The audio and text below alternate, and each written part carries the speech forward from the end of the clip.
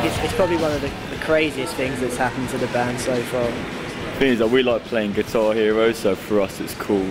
Do you know what I mean? Like, I bet there's those are like punk kids out there who are like, oh my god, they're on Guitar Hero, sellouts, whatever. But it's like, we're getting no money from it. We just get to play our own song on Guitar Hero, which is like, it's just that game fun. Sells millions of copies, you know, and we've had a lot of people just say they've heard us from that song and then they've checked us out more. So it's helped us in a big way. What about getting banned by Disney? Yeah, that's just funny. Like that totally doesn't faze me at all, or bother me. It's just we got one show got cancelled. I think like people made a huge deal out of it when really, do you know what I mean? It's like whatever, we got pulled off a show. It's no big deal. That's how I see it. Anyway, I think it's funny. I just think the fact that it's Disney that done it is what made people laugh. You know. Yeah. It's just they were so just like strict with everything. You know, it's down to our lyrics that we got pulled off the show. So you know, if they don't like the lyrics, then whatever. We don't care really.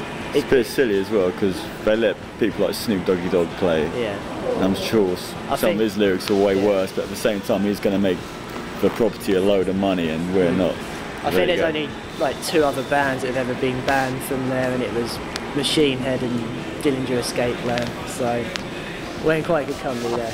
You guys had, you know, a top 40 single in the UK, which I imagine, like, I mean, I'm not too familiar with like top 40 stuff overseas, but like, I can't imagine there are a lot of bands as aggressive as you guys are with top 40 songs. Unless I'm wrong, was that kind of a surprise? No, you're right. You know, there's probably not been a sort of punk or hardcore band in the UK top 40 ever.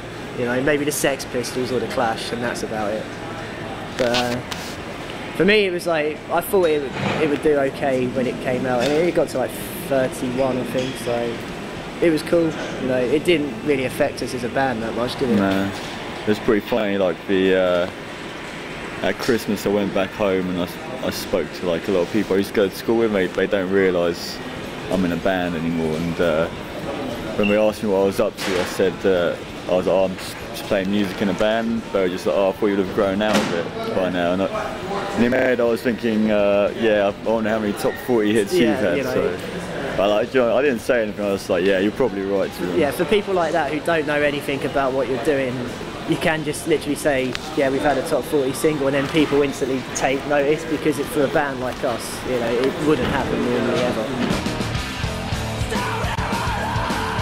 It's easier to play on guitar than it is on some contraption with 4 or 5 buttons going on.